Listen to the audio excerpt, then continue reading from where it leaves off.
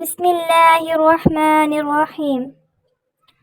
دنیا کی پاک باز خاتون طیبہ طاہرہ سیدہ فاطمہ سلام اللہ علیہا کی پیدائش کے وقت کیوں مکہ کی تمام دائیوں نے ان کی والدہ حضرت خدیجہ کو اکیلا چھوڑ دیا تھا؟ درد ذیق کے دوران کیوں حضرت خدیجہ کے پاس کوئی نہ تھا؟ سیدہ نساء العالمین حضرت فاطمہ کی پیدائش کے وقت کیوں مکہ کے سرداروں نے حضور اکرم صلی اللہ علیہ وسلم کے گھر کا گھیراؤ کیا؟ سیرت حربیہ جلد اول صفحہ نمبر 138 میں روایت ہے کہ جب ملک کا کامیاب تجارتی سفر کر کے نبی کریم صلی اللہ علیہ وسلم مکہ واپس لوٹے تو حضرت خدیجہ نے آپ صلی اللہ علیہ وسلم کو نکاح کا پیغام بھجوا دیا۔ تو رسول اکرم صلی اللہ علیہ وسلم نے سب سے پہلے اس پیغام کا ذکر اپنے محبوب چچا حضرت ابو طالب سے کیا اور اس کے بعد باقی چچاؤں کو بتایا۔ سب نے اسی بات پر اتفاق کیا کہ شادی کے پیغام کو قبول کر لینا چاہیے۔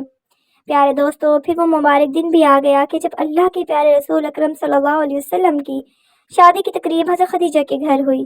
وہاں حضرت خدیجہ کے رشتہ دار عمر بن اسد اور ورقہ بن نوفل وغیرہ موجود تھے۔ حضرت اکرم صلی اللہ علیہ وسلم کے چچا حضرت ابو طالب نے نکاح کا خطبہ پڑھایا اور حضرت خدیجہ کی طرف سے ورقہ بن نوفل نے جوابی کلمات کہے۔ بے شک حضرت خدیجہ مکہ کی بہت بااثر خواتین میں شامل تھیں، لیکن اس نکاح کے بعد جب رسول اکرم صلی اللہ علیہ وسلم نے تبلیغ حق کا پیغام دینا شروع کیا تو مکہ کی خواتین نے حضرت خدیجہ کا بھی بائیکاٹ کر دیا اور ساری عورتیں یوں تانے دینے لگیں، حضرت خدیجہ نے ایک تندرست اور یتیم جوان سے شادی کر کے اپنی شخصیت گرا دی ہے۔ اس لیے شادی کے واقعے کے بعد مکہ کے سردار اور امیر عورتوں نے حضرت خدیجہ کی طرف آنا کم کر دیا۔ شب معراج کی رات جب نبی کریم صلی اللہ علیہ وسلم جنت سے گزرے تو حضرت جبرائیل نے آپ صلی اللہ علیہ وسلم کو درخت طوبہ کا میوہ پیش کیا۔ جب پیغمبر زمین پر واپس آئے تو اسی میوے سے حضرت فاطمہ کی ولادت کا عمل شروع ہوا۔ اگرچہ معراج مکہ کے آخری ایام میں ہوئی، لیکن مفسرین نے لکھا ہے کہ معراج بھی نبی کریم صلی اللہ علیہ وسلم کو کئی دفعہ ہوئی، جیسا کہ بہت سی حدیث میں ہمیں یہ بھی ملتا ہے کہ نبی کریم صلی اللہ علیہ وسلم اپنی لاڈلی حضرت فاطمہ کو بہت بوسے دیا کرتے تھے۔ ایک دن آپ کی زوجہ نے سوال کیا کہ آپ فاطمہ کو اتنا کیوں چومتے ہیں؟ تو نبی کریم صلی اللہ علیہ وسلم نے فرمایا، میں جب بھی فاطمہ کو بوسہ دیتا ہوں تو مجھے اس میں سے جنت کی خوشبو محسوس ہوتی ہے۔ اس حدیث کو امام بخاری، امام سیوطی اور امام طبری کے ساتھ ساتھ تقریباً تمام حدیث کتب میں بیان کیا گیا ہے۔ عظیم مولود نے پاک بہشتی میووں پر مشتمل غذا کے زیر اثر نبی آخر الزماں جیسے والد اور حضرت خدیجہ جیسی پرہیزگار والدہ سے 20 جمادی ثانی کو دنیا میں قدم رکھا۔ آپ سورہ کوثر کی تفسیر بن کر آئیں کہ جس سے مخالفین کے تانے اور مذمتیں ناکام ہو گئیں۔ چنانچہ پیدائش کا واقعہ امام طبری نے ذخائر العقبہ میں کچھ اس طرح نقل کیا ہے کہ جب سے نبی مکرم سے حضرت خدیجہ نے نکاح کیا تو مکہ کی تمام عورتیں آپ کے خلاف ہو گئیں اور کسی بھی موقع پر آپ کا ساتھ نہ دیتی تھیں۔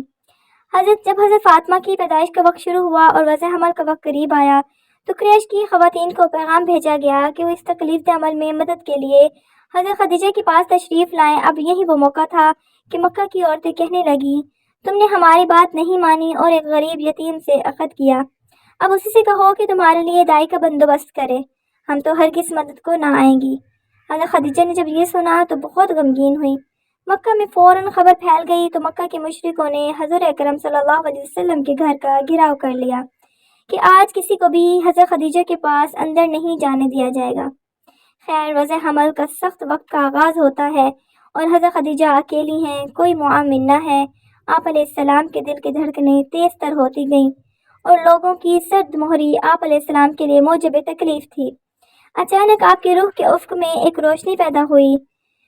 آنکھیں کھولیں تو 4 خواتین کو اپنے نزدیک پایا، بہت پریشان ہوئیں۔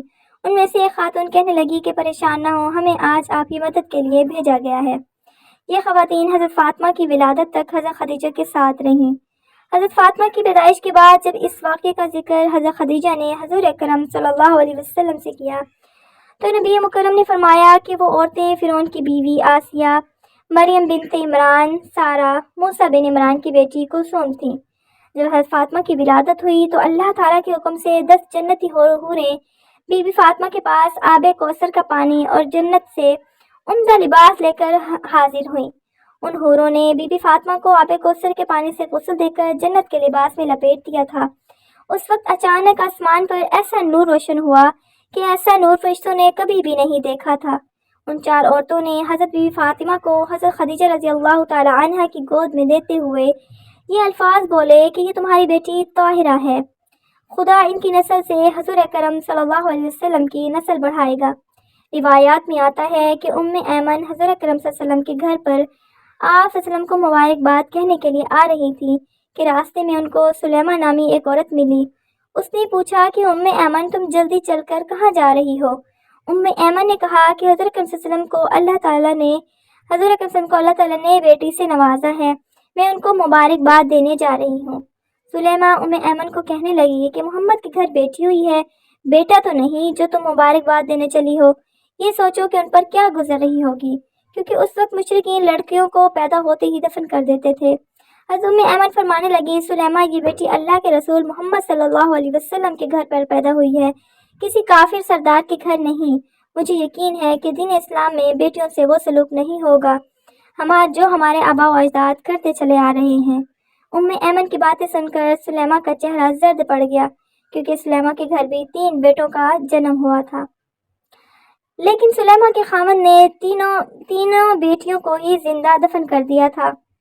یہ سلیمہ کے گھر میں ہی نہیں ہوا تھا، بلکہ یہ عرب کے مشرکین میں عام رواج تھا کہ جب ان کے گھر کوئی بیٹی پیدا ہوتی تو اس کو مار کر یا پھر زندہ زمین میں گڑھا کھود کر دفن کیا جاتا تھا۔ عرب کے چند قبیلے تھے جو اپنی بیٹیوں کو پیدا ہوتے ہی دفن نہیں کیا کرتے تھے، بلکہ ان کی پرورش لڑکوں کی طرح ہی کرتے تھے، لیکن زیادہ تر قبائل لڑکی کو پیدا ہوتے ہی دفن کر دیتے تھے۔ سلیمہ بھی ایمن سے باتیں کرتے ہوئے ان کے ساتھ ہی حضرت اکرم کے گھر چلی گئی۔ سلیمہ نے سوچا کہ میں بھی دیکھتی ہوں کہ حضور اکرم صلی اللہ علیہ وسلم کا بیٹی کی ولادت پر رد عمل کیا ہے۔